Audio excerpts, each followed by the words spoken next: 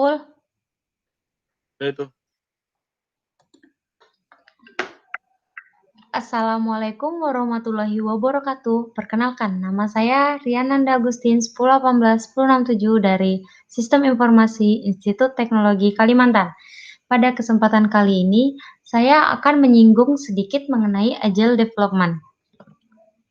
Nah, adapun outline yang akan kita bahas kali ini merupakan definisi, tujuan, karakteristik, dan jenis-jenis Agile, manfaat, kekurangan, dan kelebihan. Nah, lalu Agile Software Development itu apa sih? Di sini saya akan menyinggung dikit mengenai pengertian dan value-nya. Pengertian dari Agile Software Development sendiri merupakan sekelompok metodologi pengembangan perangkat lunak yang didasarkan pada pengembangan berulang, yang dimana syarat dan solusinya berkembang melalui kolaborasi antara tim lintas fungsi yang mengatur sendiri. Nah, terus itu ada value-nya, merupakan memungkinkan tim untuk memberikan nilai lebih cepat dengan kualitas dan prediksi yang lebih baik, serta bakat yang lebih besar untuk merespon perubahan. Lalu, saya akan menyinggung dikit mengenai tujuan. Tujuannya ini terbagi menjadi 7. Yang pertama merupakan high value dan working app system. Yang kedua merupakan interaktif, incremental, dan evolutionary. Yang ketiga merupakan cost control dan value driven development. Yang keempat, high quality production. Yang kelima, flexible and risk management. Yang keenam, collaboration. Yang ketujuh, self-organizing dan self-managing teams. Nah, saya akan menjelaskan sedikit mengenai Scrum process. Bisa dilihat pada proses awal yang muncul merupakan sprint backlog, yang dimana itu kita mendesain awal keinginan software kita. Lalu kita diberi waktu selama 30 hari untuk melakukan pengembangan software itu sendiri. Yang dimana dalam satu hari itu harus maksimal mengerjakan selama 4 jam. Nah, backlog sendiri ini dikerjakan per tim. Terus di sini dalam 24 jam Scrum sendiri itu ada melakukan rapat internal secara formal itu maksimal 15 menit pada sekali rapat. Nah, apa sih yang mereka bahas? Yang mereka bahas itu apakah yang sudah mereka kembangkan sebelumnya, terus apa yang akan direncanakan ke depannya, terus yang ketiga merupakan apa sih yang harus kita perbaiki. Itu, jika itu semua berjalan dengan baik dan sesuai dengan stepnya, maka software baru akan segera muncul.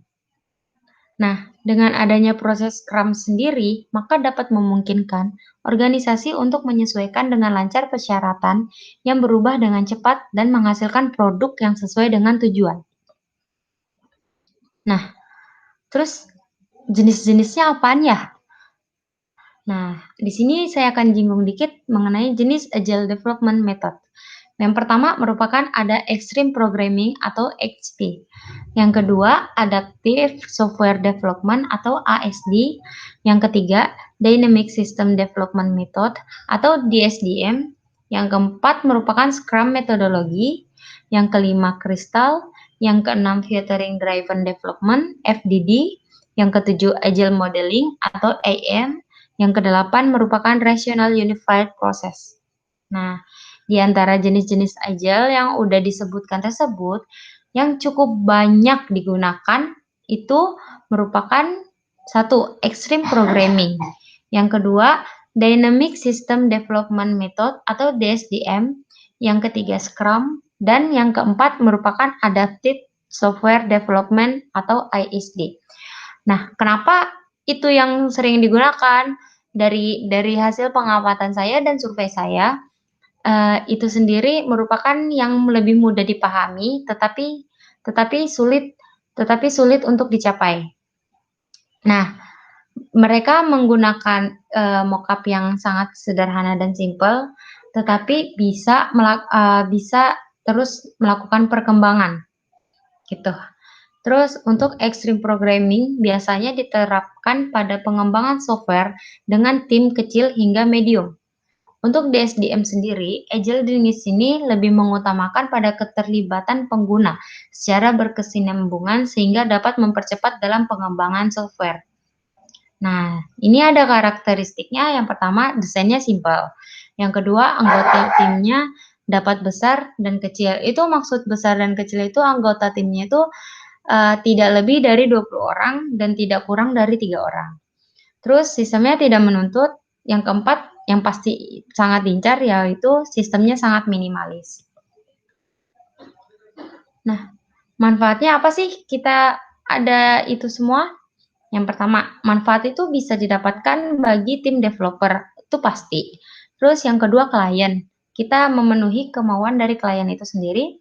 Yang ketiga, ada vendor, kita bekerja sama dengan vendor. Yang keempat, merupakan manajer produk dan proyek. Ya, itu pastikan ya.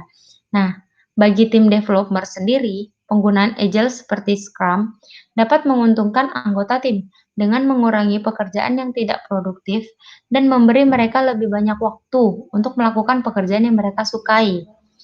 Istilahnya, mereka tetap melakukan pekerjaan wajib dari tugasnya mereka, tetapi mereka juga masih ngimbangin hobi mereka juga. Secara nggak langsung, mereka dapat menikmati menikmati hidup normal seperti orang lainnya.